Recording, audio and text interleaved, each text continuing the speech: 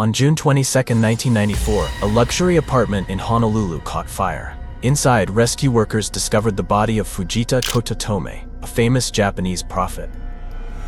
Hours later, the body of her adopted son, Fujita Goro, was also found in a burnt-out sports car, a few kilometers from the main scene. Notably, the prophetic notebook she always carried, along with some valuable belongings, also suddenly disappeared, raising many questions. The case seemed to be closed when a close friend of Goro was charged and held legally responsible for the deaths of the mother and son. But 20 years later, during his sentence, the friend unexpectedly revealed a shocking secret about the truth behind the case, forcing a full reinvestigation. Who was the real killer? What motive led to the tragic end of the Fujita mother and son? Like and subscribe to the channel to uncover the shocking twists of a case that rocked both Japan and the US. At around 2:55 p.m. on February 23, 1994, in Honolulu, the chairman of the Central Pacific Bank received an unusual call from Fujita Kototome. Speaking urgently, she requested an immediate transfer of $20,000 in cash, warning that it was a matter of life and death. The call was then abruptly cut off. Given the urgency, the bank chairman immediately contacted the Japanese consulate in Hawaii. After failing to reach Mrs. Fujita multiple times, a consulate staff member went directly to her apartment in a luxury complex on Ala Moana Boulevard. Upon arrival, the consulate officer saw thick black smoke billowing from inside the apartment. Realizing the severity of the situation, he immediately alerted the police. Around 5 p.m., firefighters and police were urgently dispatched to the scene. After extinguishing the fire, rescuers found Mrs. Fujita unconscious in the closet, her mouth covered with a cloth. Despite being taken for emergency care, she did not survive. The autopsy revealed that the cause of death was due to severe physical trauma, particularly to the neck and chest. At the scene, police noted signs of a ransacked apartment. Initial investigations confirmed that many valuables had gone missing. The killer had deliberately poured flammable liquid in at least 2 spots and set the fire, clearly to destroy evidence. The fire destroyed many traces, complicating the investigation. Fujita Kototome had lived in Hawaii for many years and was a prominent figure in Japan since her youth. Kototome was once known as a psychic prodigy, rising to fame for her special clairvoyant abilities, frequently appearing on TV and in major newspapers. Before turning 30, Kototome had amassed a remarkable fortune, including several luxury cars and even a private jet. She was believed to have accurately predicted many major events and had advised powerful figures such as former Prime Ministers Nobusuke Kishi, Takeo Fukuda, and Konosuke Matsushita. Before moving to Hawaii, Fujita was sentenced to 10 months in prison, suspended for 3 years, for involuntary manslaughter in a fire at a sauna she managed, which killed 3 people. The case at the time sparked debate over the authenticity of her psychic abilities. Supporters argued that those with spiritual powers often cannot foresee their own misfortunes. After a period of silence, she lived quietly in Hawaii until she unexpectedly became the victim of a serious murder case. Local police are focusing their investigation on 3 main angles: homicide, robbery, and arson. Notably, the victim's adopted son, Fujita Goro, who was known to be close to her, had gone missing. Police were actively searching for Goro to better understand the case's developments. Not long after, at 10:30 p.m. the same day, a red sports car caught fire in the parking lot of Park Shore Waikiki Hotel, 5 kilometers from Kototome's apartment. As firefighters extinguished the blaze, they found a deceased man in the passenger seat. The victim appeared to have been restrained and died from a severe chest wound. The victim was identified as 20-year-old Fujita Goro, Kototome's adopted son. Forensics found multiple bruises and restraint marks on his wrists and ankles, suggesting he may have been unlawfully detained before his death. Police suspected the killer demanded a ransom, but, after failing to reach a deal, murdered both mother and son. At the scene, police collected a light-colored cloth believed to be a bedsheet, a lighter fluid container, and a partially burned glove. Hair and fabric fibers were also sent for analysis. 2 days later, a brown paper bag containing Goro's ID, credit cards, and watch was found in a trash bin at Eaton Square. Another paper bag was later found in a pickup truck near the Alloway Canal. Inside were both victims' passports, wallets, bank cards, over $3,000, and 110,000 yens. Importantly, all the stolen jewelry was found in a pawn shop just 300 meters from the apartment. The shop owner confirmed a Japanese man sold the items in 3 transactions on June 24, 2 days after the murder, earning about $20,000. The man also presented a passport, leaving a strong impression on the shop staff. After days of investigation, police identified the main suspect in the Fujita murder case as Fukushi Raita, 29, a Japanese man who had lived in Hawaii and was close to Goro. Fukushi Raita had once studied at a university in California but dropped out midway. A year earlier, he moved to Hawaii and lived freely. Raita had previously been detained by police on suspicion of involvement in an illegal arms trafficking ring and was believed to have ties to a Japanese crime syndicate. According to the investigation, Raita met Goro during a scuba diving trip, and the two quickly became close friends. However, the relationship between the two had previously turned sour when Raita used Goro's credit card to spend hundreds of thousands of yen. After the Fujita mother and son incident, Fukushi Raita quickly left Hawaii for Japan on a luxury flight. This raised suspicions among investigators that Raita was attempting to flee. However, upon learning he was a suspect, Raita voluntarily contacted the Kanagawa police and claimed he had no involvement in the case. In response, Japanese police collaborated with American investigators to expand the search. Based on initial evidence, Hawaiian police obtained a search warrant for Raita's apartment in Honolulu, located on Ala Moana Boulevard, just a 6-minute drive from the victim's residence. In room 1306, where Fukushi Raita lived, the sofa previously described by the landlord was missing. Notably, the floor had a section that could be opened. Upon inspection, police found a large carpet with a portion cut off and stains suspected to be red liquid on the surface. During the search, investigators found a small piece of paper stained with red liquid, which DNA tests confirmed matched Fujita Goro. The building where Raita lived had 16 surveillance cameras. After 5 days of review, police discovered a crucial video. At 9:27 a.m. on the day of the incident, Fujita Goro and Fukushi Raita entered the elevator together and went to the 13th floor, Raita's apartment floor. However, at 12:55 p.m. that same day, only Raita was seen leaving the building alone. Goro was never seen again after that. A neighbor reported seeing an Asian man with black hair walking toward Mrs. Fujita's apartment at around 2:10 p.m. that day. Mistaking him for Goro, she greeted him, but he didn't respond. Due to poor eyesight, she couldn't identify his face clearly. Later that afternoon, at 3:54 p.m., Raita returned to the apartment carrying a large bag, believed to contain valuables from the victim's home. At 5:34 p.m., surveillance captured Raita using a building trolley and heading to the 13th floor. At 9:15 p.m., he appeared in the elevator, pushing the trolley with a human-shaped object wrapped in white cloth, heading to the parking lot. At 9:46 p.m., the red sports car belonging to Fujita Goro was recorded leaving the building by parking lot cameras. The footage showed a white object in the passenger seat, but the image was blurry, making it impossible to identify the driver. By 10:30 p.m., the car was found on fire near a hotel several kilometers away. Investigators then suggested that if the suspect used the trolley to transport the body, DNA traces might still remain on it. Upon inspection, the trolley was still in the lobby, and tests confirmed the presence of dried red liquid at the bottom that matched Fujita Goro's DNA. The next morning at 8:20 a.m., cameras captured Raita again using the trolley to move a sofa to the basement. Suspecting foul play, the investigation team searched the basement and soon found the exact sofa. At the scene, the cushion was torn and the backrest was stained with red liquid.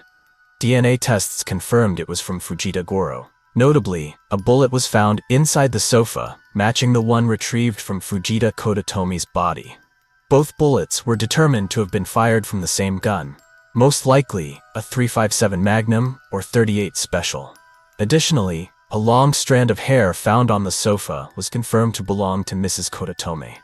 At the same time, a resident next to room 1306 testified that between 8 p.m. and 10 p.m., she heard a loud bang resembling a gunshot. As a former national sharpshooter, she confidently affirmed her assessment. Based on the sequence of evidence, investigators concluded that both victims had been inside the suspect's apartment and were likely killed there. It seemed the case had reached its conclusion. However, a surprising discovery blurred the entire situation. While collecting evidence around Park Shore Waikiki Hotel, police discovered CCTV footage from a supermarket about 3 kilometers from where Fujita Goro's body was found. The footage showed Fukushi Raita at the supermarket at 10:33 p.m., just 3 minutes after the sports car caught fire. This raised the question: if Raita set the car on fire himself, could he have traveled 3 kilometers in just 3 minutes? However, another investigator argued that if all traffic lights were green, the trip was indeed possible within that time frame. The timing conflict sparked internal debate. While one side saw it as a potential alibi, others believed there wasn't enough evidence to rule Raita out. As the investigation remained unresolved, U.S. authorities repeatedly requested Raita's extradition through legal international channels. However, through his lawyer, Raita continuously opposed extradition, citing declining health, mental instability, significant weight loss, and signs of depression. Raita's family even claimed that extradition would violate the International Convention on Human Rights. However, under mounting evidence, Japanese authorities eventually agreed to the U.S. extradition request. Before boarding the flight back to Hawaii, Raita appeared calm and expressed his determination to prove his innocence in the upcoming trial. In February 1995, at the Honolulu District Court, defendant Fukushi Raita was formally charged with 2 counts of first-degree murder.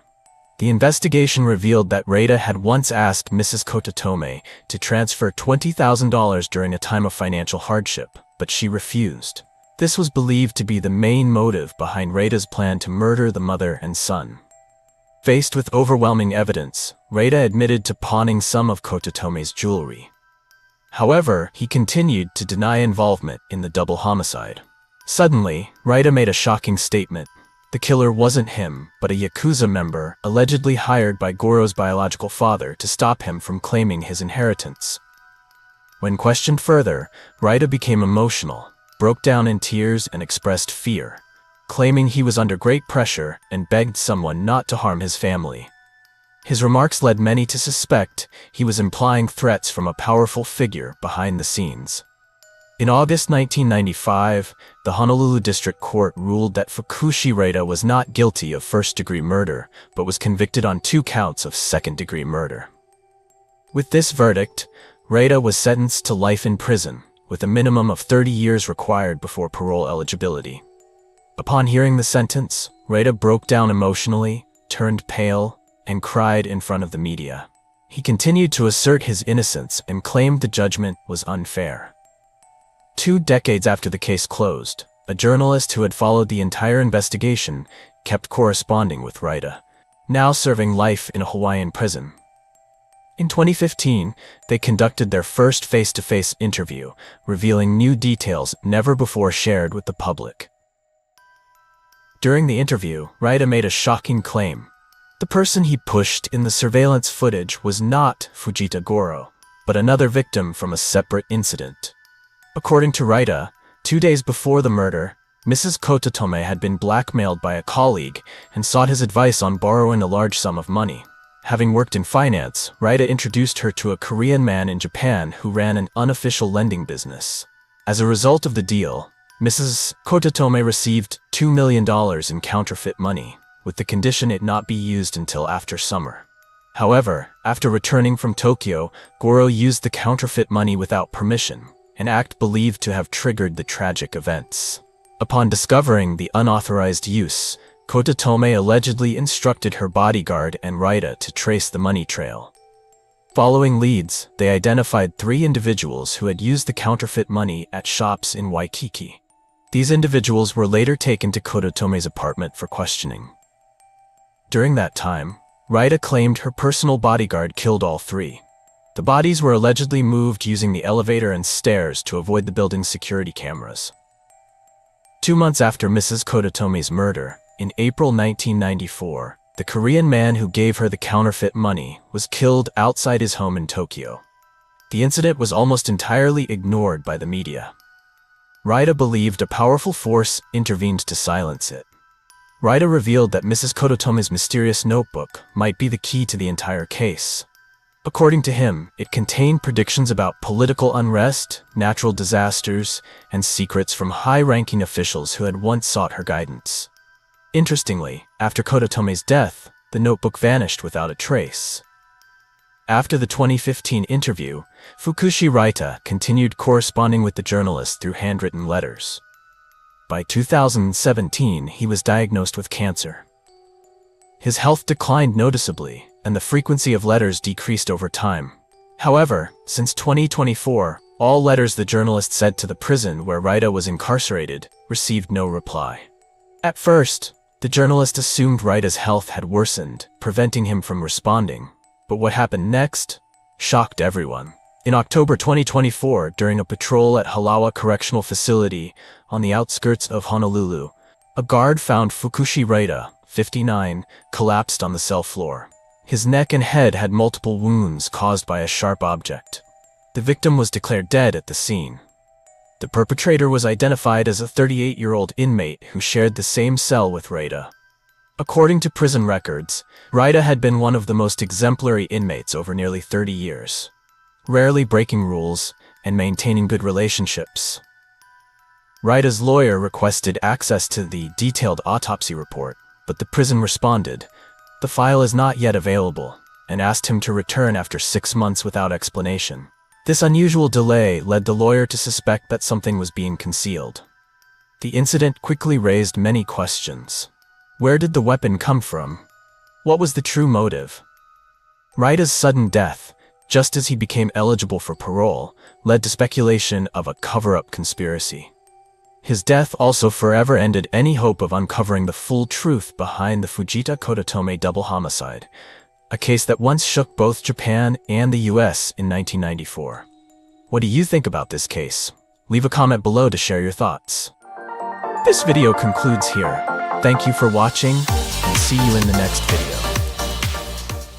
On December 12, 2006, at a luxury apartment in Tomagaya 1 Chome, Shibuya Ward, Tokyo, Japan, after returning from a drinking party with colleagues, Sanbashi Yusuke was brutally murdered by his wife, Sanbashi Kaori.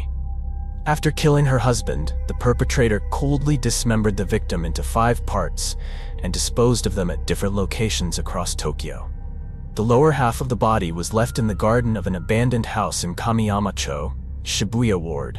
The upper torso was hidden near the Tokyo College of Foreign Languages in Shinjuku Ward, while the head and remaining limbs were scattered around the suburbs of Tokyo.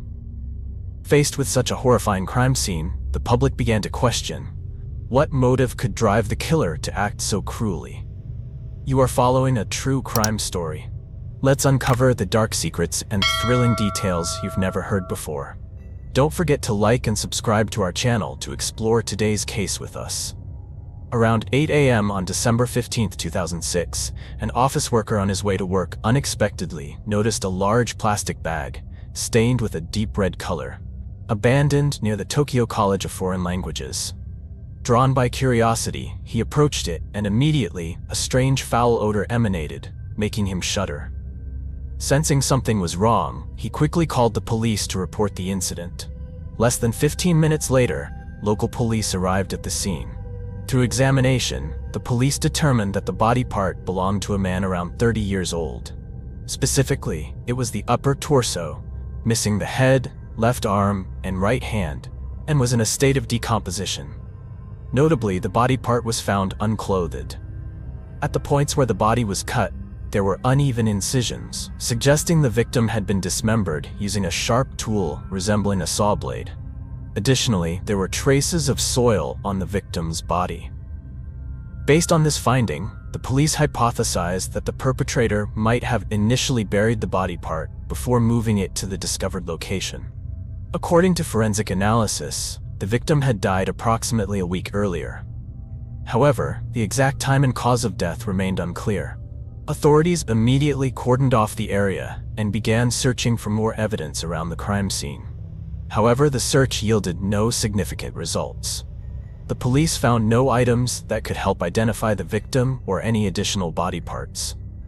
Shortly after, Shinjuku police discovered a missing person report filed in Shibuya district earlier that morning, just 45 minutes before the case was discovered. The missing person was identified as Sanbashi Yusuke, 30 years old.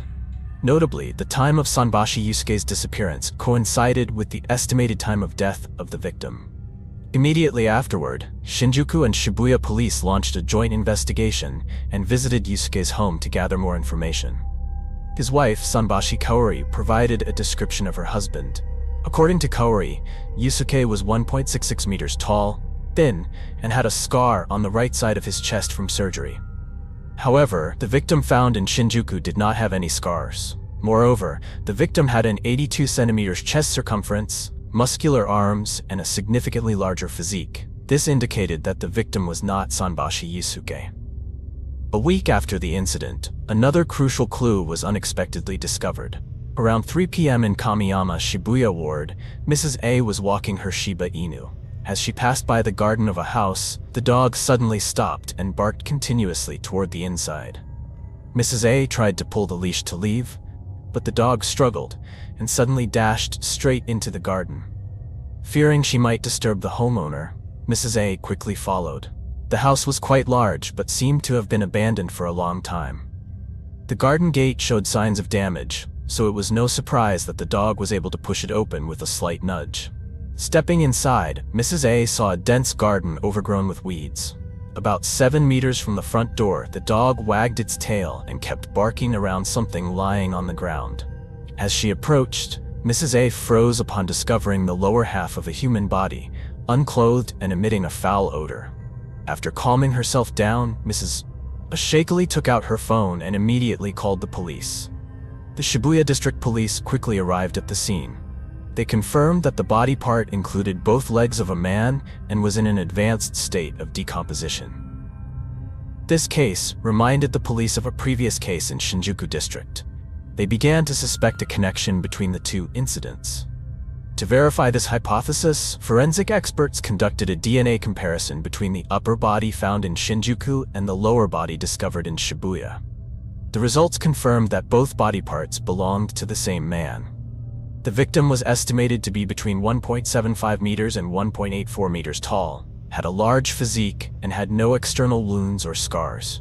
Due to the absence of the head and crucial fingers, the victim's identity remained unknown. However, the police quickly noticed a suspicious detail. The location where the lower body was found was very close to the home of the missing person, Sanbashi Yusuke. Sanbashi Yusuke's home was only 500 meters away.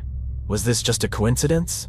Initially, Sanbashi Yusuke's wife stated that her husband was relatively short, standing at 1.66 meters, was thin, and had a scar. Meanwhile, the victim was at least 1.75 meters tall, had a large build, and no scars. Although the physical characteristics did not match, the police still suspected that there was some connection between the two. Carrying these suspicions, the police visited Yusuke's home once again. During this visit, the police noticed some changes in the house.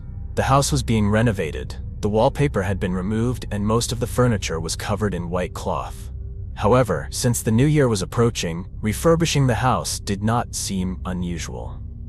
When questioned by the police, Kaori stuck to her original statement, insisting that the victim's characteristics did not match her husband's. She appeared angry and firmly stated that her husband could not be the victim. The police then shifted the questioning, asking whether her husband had any enemies. Kaori firmly stated that her husband had never had any conflicts with anyone. Although he had incurred some debt during his university years due to a pachinko addiction, he later found a stable job and paid off his debts. This visit did not yield significant results, but investigators still felt that something was off. Next, the police tried to contact people who knew Sanbashi Yusuke to look for clues. After many efforts, the police finally found someone willing to cooperate immediately. That person was Tanaka, 45 years old, a senior acquaintance of Yusuke. Yusuke had worked part-time at a law office after graduating from university, and Tanaka was one of the associates there. He was the one who introduced Yusuke to a financial company, and the two had a good relationship. Tanaka seemed very concerned about Yusuke's disappearance and shared a lot about their relationship with the police. He mentioned that Yusuke was highly competent at work and had an outgoing personality. During the conversation, a sudden idea struck the investigators. They immediately asked Tanaka to describe Yusuke's appearance.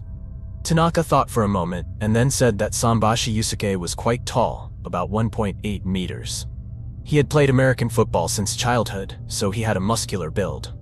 The police continued to ask whether Yusuke had any tattoos or scars on his body, especially on his chest.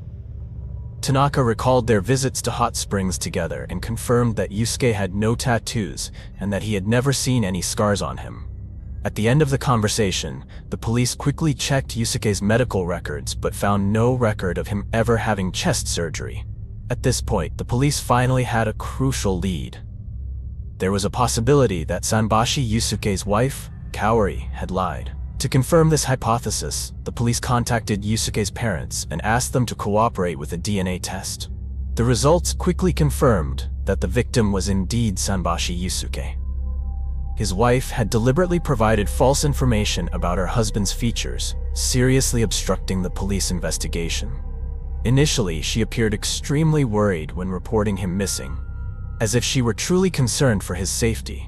However, while Yusuke's fate remained uncertain, she went ahead with house renovations, as if nothing had happened. The police decided to investigate Yusuke's case more thoroughly. Yusuke's apartment was located in a high-end condominium with strict security. Entering the main gate required a keycard swipe. The main lobby of the building was also equipped with a surveillance camera system. Investigators visited the building management office and requested to review the keycard logs and surveillance footage from December 12th. They discovered that at 3:50 a.m. that day, Yusuke had returned to his apartment alone, staggering as if he were drunk. After entering the elevator, Yusuke did not appear on any other surveillance cameras. The police immediately asked the building manager if there were any other exits. The manager stated that there was an emergency exit, but the door to this exit was inside the management office. However, the management office was staffed 24/7, and if the door were opened, the system would automatically log it. In the event of a fire, the emergency exit door would open automatically, but under normal conditions, it remained securely locked. After checking, the police confirmed that the emergency exit door had not been opened on December 12th. At this point, they had reason to believe that Kaori had lied and that her husband had never left the apartment that day. During the investigation, a colleague who was close to Yusuke, Mr. B, provided a crucial piece of information. Kaori had called the company's HR department to request Yusuke's year-end bonus payment. However, the HR manager denied her request, as Yusuke was still listed as missing, and the matter had not been resolved. The police then continued reviewing the building's surveillance footage for the days following December 12th. The police discovered that at 10 p.m. on December 15th, Kaori, dressed in sportswear, was seen pulling a large suitcase out of the elevator. 4 hours later, she swiped her keycard to re-enter the building, but the large suitcase was no longer with her. About 15 minutes later, Kaori reappeared in the elevator. This time, she was pushing a large cart carrying a cardboard box. 20 minutes later, she returned to her apartment empty-handed. Based on these clues, the police traced her movements and identified a black taxi. According to the driver's testimony and GPS data, at 10:05 p.m. that night, the driver picked up Kaori outside her building. At that time, she was carrying a large suitcase and requested a ride to Nishi, Shinjuku. When the taxi reached a road near the railway tracks in Nishi, Shinjuku, the driver became suspicious and asked her about the strange smell coming from the suitcase. Kaori immediately requested to get out of the car. Initially, the driver thought she was going to take a late-night bus from Shinjuku. However, her sudden request to get out in the middle of the road made him suspicious, but he still complied with her request. After being shown surveillance footage by the police, the driver confirmed that the woman in the video was the same person who had taken his taxi that night. The police returned to Yusuke's apartment and arrested Kaori on charges of premeditated murder. At the same time, they searched her residence. The apartment was nearly empty, making it difficult for investigators to imagine how Kaori had been living there all this time. On the balcony, they noticed a long cabinet placed on the floor, with its doors removed and set aside. Inside the cabinet, investigators found it filled with dark soil. They collected a sample and sealed it in a plastic bag for analysis. The analysis revealed that it was regular gardening soil but contained dark red stains. DNA testing confirmed that the liquid in the soil belonged to the victim, Sanbashi Yusuke. Based on the collected evidence, the police confirmed that the apartment was the primary crime scene. Faced with overwhelming evidence, Kaori finally confessed to the crime and recounted the entire incident. At 4 a.m. on December 12th, Yusuke returned home drunk. Kaori wanted to discuss their divorce, but the conversation quickly became heated, leading to an argument. Afterward, Yusuke went back to the bedroom. By 6 a.m., as dawn broke, Kaori still hadn't been able to sleep. Her anger continued to rise. She grabbed a wine bottle from the bedroom and struck her unconscious husband with it. She continued to strike him multiple times before stopping. In his delirium, she vaguely heard Yusuke weakly say, "Why?" Then he collapsed, motionless. When she calmed down, Kaori realized she had committed a terrible crime. As expected, at 9 a.m. that morning, Yusuke's company kept calling because he was absent without notice. But Kaori was too afraid to answer. The next day, Yusuke's close colleague, Mr. B, called Kaori and asked if she knew where her husband was. Kaori replied that she didn't know. Perhaps sensing something unusual in her sad tone, Mr. B offered to visit her. Kaori panicked, but afraid of arousing suspicion, she didn't dare refuse. She reluctantly agreed and scheduled a visit for the weekend. After hanging up, Kaori began thinking about how to handle the situation. Even though it was winter and the temperature wasn't too high, if she waited a few more days, a strange odor would surely develop. With her petite frame, she couldn't move Yusuke's large body on her own. After multiple failed attempts, she decided to dismember the body to make it easier to dispose of. On the third day after the crime, Kaori went out to buy a handsaw, a large suitcase, a simple cart, and a waterproof tarp. She also bought some soil from 2 different stores to avoid suspicion. The first time, she purchased 8 small bags, each containing 15 liters. The second time, she bought 2 large bags, each containing 80 liters. After preparing everything, Kaori began executing her plan. She placed the cabinet flat on the bedroom floor, with the doors facing up, then spread a waterproof tarp inside. Next, she poured soil into the bottom and around the edges, creating a surface similar to a work table. She then took a saw and began the dismemberment process. After completing the task, she buried the body parts in the soil to slow down decomposition. That day, Kaori checked her husband's phone and computer, discovering an email from his company notifying him that he was about to be promoted to department head, increasing his annual salary by 2 million yen. Additionally, his year-end bonus was scheduled to be paid on the 9th of the following month. Seeing this information, Kaori devised a plan. She would report her husband missing and then find a way to claim the money. That night, she dug up Yusuke's upper body from the soil, wrapped it in 2 layers of white plastic bags, and placed it in a suitcase, intending to dispose of it near the railway tracks in Nishi, Shinjuku. However, the taxi driver's curiosity frightened her, prompting her to hastily request to get out. Kaori dragged the large suitcase through the night, but fearing that the sound of the wheels would attract attention, she decided to stop. Near the JR Yamanote railway line, she attempted to throw the suitcase over a fence but lacked the strength, so she abandoned it in a greenbelt area. The empty suitcase was later found near an intersection and picked up by a homeless person the following morning. Kaori took a taxi back home at 2 a.m. but remained extremely tense, unable to sleep.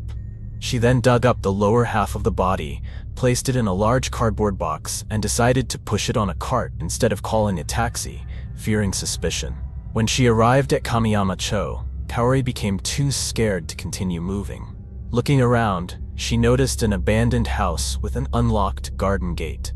She quickly pushed the cart inside, discarded the cardboard box, and abandoned the cart in a nearby trash area before leaving undetected. One day after the police visited her home to inquire about her husband, Kaori continued her plan. She dug up the head, placed it in a travel bag, and took a train to Machida, 25 kilometers away. Upon arrival, she carefully avoided passers-by, searched for an isolated spot in Saragaya Park, dug a 35 centimeters deep hole, and buried the head. After returning home, Kaori disposed of the left arm and right hand by throwing them away with household trash near the apartment in a secluded area. However, she was still uneasy, so she decided to clean the entire apartment thoroughly to erase all traces, trying to cover up any evidence related to her crime. On December 22nd, Kaori scheduled an appointment to replace the wallpaper and flooring while also looking for a part-time job at a cafe to resolve her financial issues. During this time, many people tried to contact Yusuke. His phone was filled with missed calls and unread messages. On Christmas Eve, after finishing her shift at the cafe, Kaori used Yusuke's phone to send messages to his parents and some acquaintances, saying that he wanted to take a break and that they shouldn't worry. The forensic doctor confirmed that the victim's head had 8 wounds caused by a blunt object, concluding that the cause of death was traumatic brain injury. When asked about her motive, Kaori suddenly broke down in tears and recounted painful experiences from her past. Sanbashi Kaori's real name was Kawakuchi Kaori. She was born in 1974 in Niigata, Japan. She was the eldest daughter of a wealthy family, with her father running a printing company. From a young age, Kaori was strictly controlled by her father. He wanted her to become an elegant, intelligent woman, pursue a career as a flight attendant, and marry a successful man. With her attractive appearance and refined demeanor, Kaori frequently attended luxurious parties. Although her father provided her with a monthly allowance of 400,000 yen, she always longed for an even more extravagant lifestyle. After graduating, Kaori failed to become a flight attendant, as her father had hoped. This disappointed him greatly, leading him to cut off her financial support, forcing her to find a way to earn her own money. To sustain herself, she became a hostess at nightclubs and continued to indulge in a luxurious lifestyle. During this time, Kaori had a relationship with a businessman in his 50s who generously provided her with a monthly allowance of 2 million yen. After 4 years, the businessman ended the relationship and introduced her to another wealthy man, but this relationship did not last long either. Without a stable source of income, Kaori began to fall into financial crisis. In 2002, Kaori met Sanbashi Yusuke, 2 years younger than her, at a party. Seeing that he had a promising future, Kaori decided to pursue him and quickly developed a relationship. After living together for a year, Kaori discovered she was pregnant. But due to financial instability, Kaori decided to terminate the pregnancy. Yusuke was heartbroken but still proposed to her, promising to take care of and protect her for life. After getting married, Kaori gradually became disappointed with Yusuke because he didn't earn as much money as she had hoped. However, when Yusuke was promoted to financial analyst at Morgan Stanley with an annual salary of 13 million yen, Kaori immediately quit her job to enjoy life as a housewife. She gradually became more controlling and domineering in their marriage. Sanbashi Kaori strictly managed their finances and interfered in Yusuke's friendships and work relationships. Since 2005, Yusuke had started feeling suffocated in their marriage. He turned to alcohol and social gatherings with colleagues to relieve his stress. Kaori suspected Yusuke of having an affair. To prove her suspicions right, she repeatedly checked his phone, emails, and even hired someone to follow him, but found no evidence. In November 2006, tensions reached their peak when Yusuke asked for a divorce. He said he could no longer endure Kaori's controlling behavior. This completely devastated and enraged her.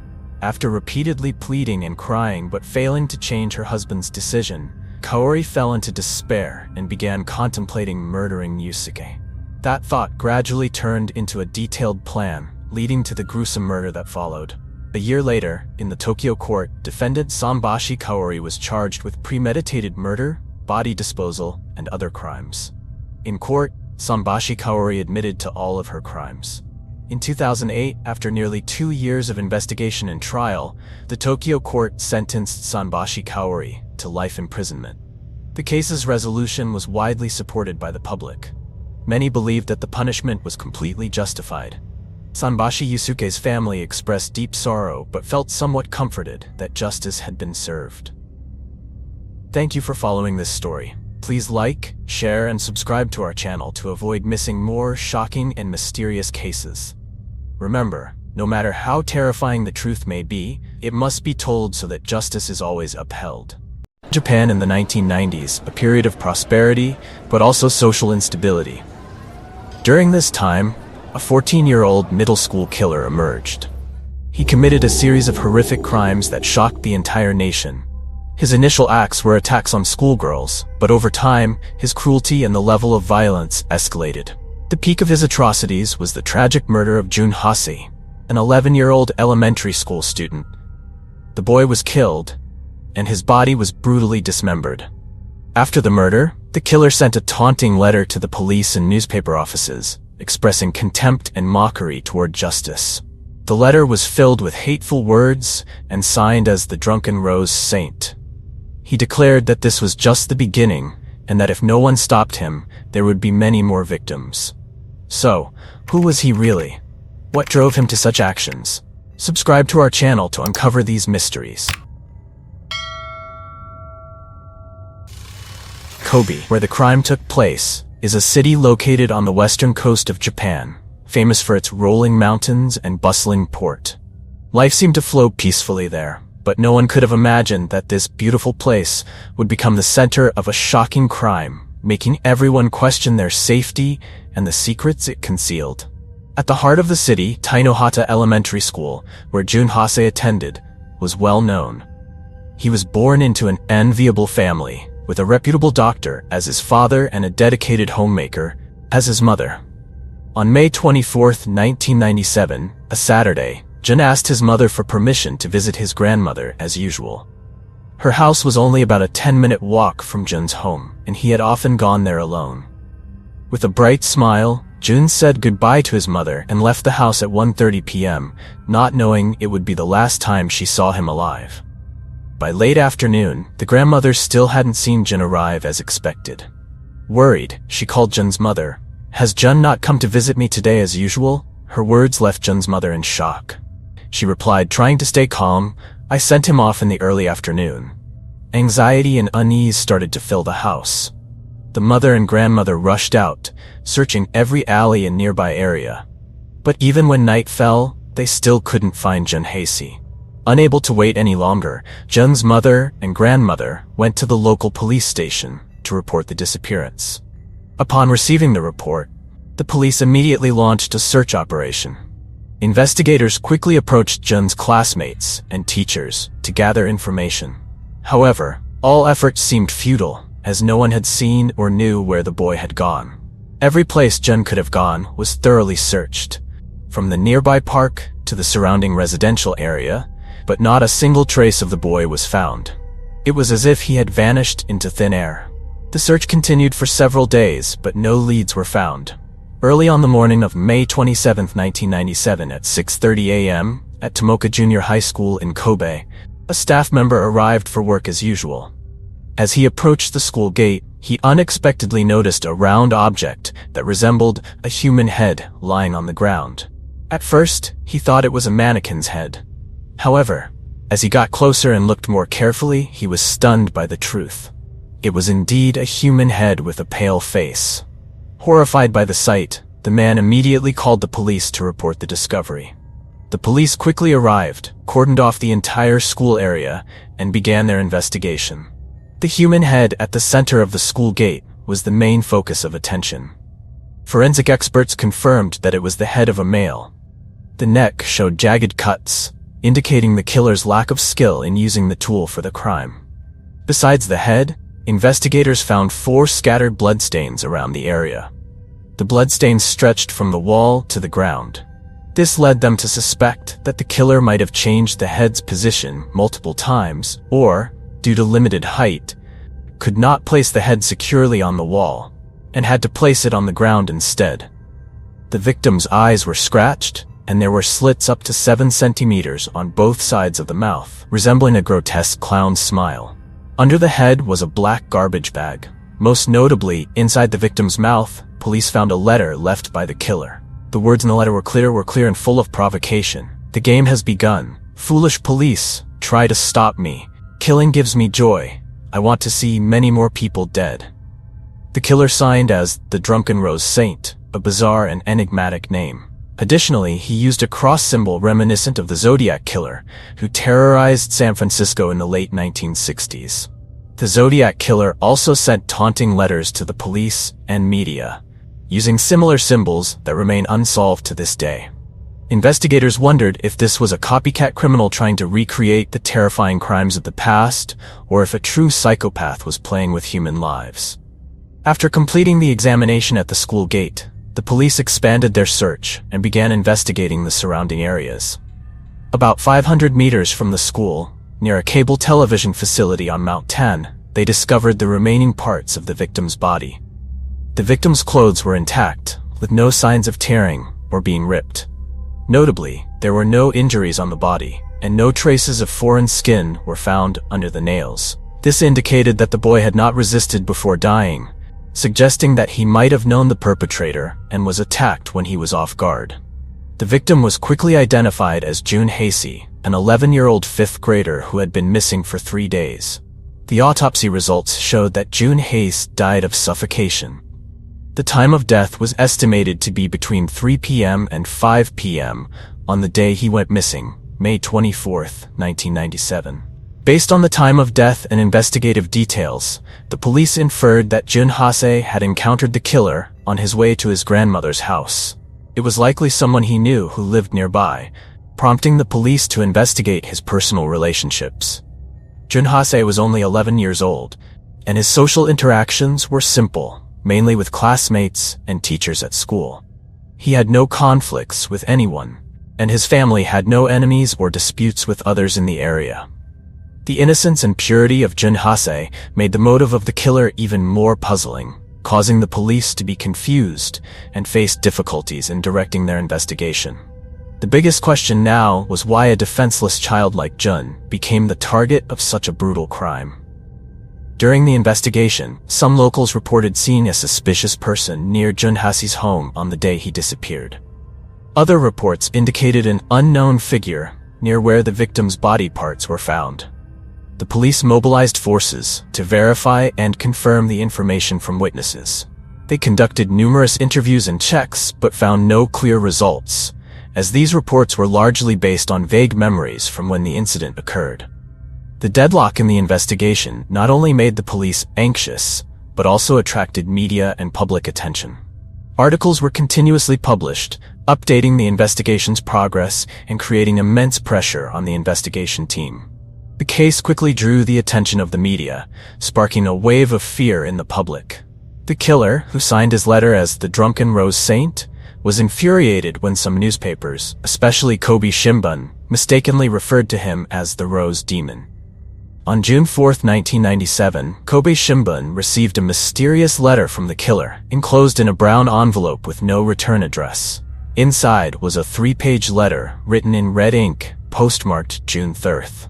The content of the letter read, "I am staking my life on this game. If I am caught, I may be executed. The police need to be tougher, more ruthless to catch me. Only when I kill do I feel freed from the constant hatred in my mind. Causing pain to others soothes my own suffering." In the letter, the killer also criticized the Japanese education system, calling it a system of coercion that turned me into an invisible person. These words made psychological experts recognize signs of deep dissatisfaction and prolonged psychological pressure. The killer emphasized again that his name was the Drunken Rose Saint, warning that if the media continued to make mistakes or provoke him, he would kill 3 people per week. From the tone and confidence expressed in the letter, the police concluded that the killer seemed to be an adult or, at the very least, someone with a highly complex mindset. Additionally, the letter revealed details of 3 previous attacks carried out by the killer. On February 10, 1997, at around 4:30 p.m., 2 elementary schoolgirls, walking home, were attacked from behind with a hammer by an unknown assailant. One girl was severely injured. The girls could not clearly see the attacker's face, but recalled that he wore a uniform and carried a school bag, resembling a middle school student. The incident took place near Tainohata Junior High School.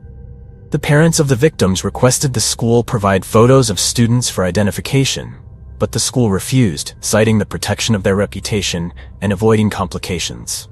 This hindered the police from further investigating, and the case gradually fell into obscurity. On March 16, 1997, another case occurred, worsening the situation. On that day, 10-year-old Azaka Yamashita was playing at Rasaki Park when an unknown attacker struck her head from behind with a hammer. Azaka collapsed to the ground, blood soaking the grass. A passerby discovered her and rushed her to the hospital, but due to severe injuries, she passed away a few days later. On the same day, another girl was also attacked in Rasaki Park, but survived, thanks to timely medical intervention. However, due to shock and the suddenness of the attack, she could not remember the attacker's face. These consecutive attacks made the police suspect that they might be related. However, it wasn't until Jun Hase's murder and the killer's letter to the newspapers that the police realized all the cases were committed by the same person. Based on the survivors' descriptions, the killer wore a school uniform and carried a school bag, appearing to be a middle school student. This realization led the police to understand that their initial investigation approach was flawed. The killer could be a minor, something they hadn't considered before. The investigation continued with adjusted tactics. The police searched all households in the surrounding area, focusing especially on those with minors. Recently, there were reports of animals being mutilated, which the police did not ignore, as they saw a suspicious pattern. Many stray cats were found dismembered, and headless pigeons were discovered near Tainohata Junior High School. This reminded the investigators of the dismemberment in Junhase's case. The methods were quite similar, differing only in the size of the bodies. The primary suspect was a 14-year-old ninth grader at Tomoka Junior High School, as many witnesses reported seeing him at locations where these animal remains were found. He often stood alone, silently observing the body parts. Because the suspect was a minor, the police did not disclose his real name to protect his rights as a child. In the documents, he was referred to as Boy A. Was it just a coincidence that Boy A appeared at both crime scenes involving Jun Hase? A police officer noticed Boy A and thought he was merely curious like any other child, so he told him to go home. However, strangely enough, the boy left and then returned to the scene to keep watching. This repeated appearance raised suspicions among the police. They began to closely monitor Boy A. Investigators decided to visit the school where Boy A studied to collect handwriting samples. When comparing Boy A's handwriting with the threatening letter sent to Kobe Shimbun, the police discovered that his handwriting was identical to that of the killer. The police even invited handwriting analysis experts to ensure the accuracy of the results. The expert confirmed, "This handwriting similarity is not a coincidence. The style, slant, and pressure applied are exactly the same as in the killer's letter." This was a significant breakthrough in the investigation. Additionally, a girl who had been slightly injured in the February attack was shown a photo of Boy A. Without hesitation, she confirmed, "That's him. He was the one who attacked us." That day, information about Boy A began to be documented in the investigation file. Based on evidence from the handwriting and the witness identification, the police concluded that Boy A was their prime suspect. Everyone thought the killer would be an adult, mentally unstable, but as the truth emerged, Japan was once again shocked. The person who treated human life as a mere game turned out to be a 14-year-old boy. On June 28, 1997, the police went to Boy A's house to execute an arrest warrant. This was exactly 1 month after Hase's murder. When searching Boy A's house, the police discovered thousands of horror comics, violent videos, and various pornographic anime. This evidence further solidified the idea of his distorted mindset. Initially, Boy A denied any involvement. He appeared confused and denied all accusations, trying to mask the truth with a calm demeanor. However, being only 14 years old, he eventually broke down under the pressure from seasoned investigators after hours of interrogation. He sighed, lowered his head, and confessed everything. Why, at such a young age, could he commit such heinous acts? Let's take a closer look at his past. Boy A, born in 1982, was the eldest of 5 family members. He lived with his mother and two younger brothers after his parents divorced. His mother was extremely strict, even to the point of being cruel, frequently beating him without mercy whenever he did something wrong. His stepfather would sometimes subject him to even harsher beatings. This pressure and domestic violence led to his increasingly unstable mental state. At the age of 7, Boy A was said to live with his grandmother. She was the first and only person who made him feel safe and truly loved. However, this didn't last long. In 1993, when Boy A was 11, his grandmother passed away due to old age. Her sudden death struck him like a bolt of lightning, plunging him into deep loneliness and despair. This sense of loss became a pivotal point, sparking an obsession with death. He began exploring this obsession by dissecting small animals and later moved on to larger ones like cats. Each time he conducted these studies, he meticulously documented them in his journal. His increasingly warped psyche led him to believe that an alternate self existed within him, a being he called the Drunken Rose Saint. In his journal entries, he claimed that this being compelled him to commit his horrific crimes. The name, the Drunken Rose Saint, was not random. Its pronunciation, Sakakibara Saito, held a hidden meaning. Sakakibara was homophonous with the last name of Boye's homeroom teacher, Mr. Sakakibara. Saito was a homophone for student. Thus, Boye used this name as a cryptic message, referring to himself as the student of Sakakibara. This detail reflected the deep-seated distortion in his mind and was a way for him to challenge the police, leaving behind clues to his identity in an audacious and arrogant manner. When the police read through Boye's journal and analyzed his psychology, they realized that this was not just a simple murder case, but the result of accumulated domestic violence, societal pressure, and a severely distorted mental development. The erratic handwriting in the letters, the tone full of rage and challenge from the Drunken Rose Saint, was now deciphered. It belonged to a child society never wanted to confront. From here, the story of Jun Hasi's murder gradually unfolded. Boy A had encountered Jun on the street and invited him to play. Jun, unsuspecting, agreed. The two walked out of the residential area to a secluded spot near the forest behind the school.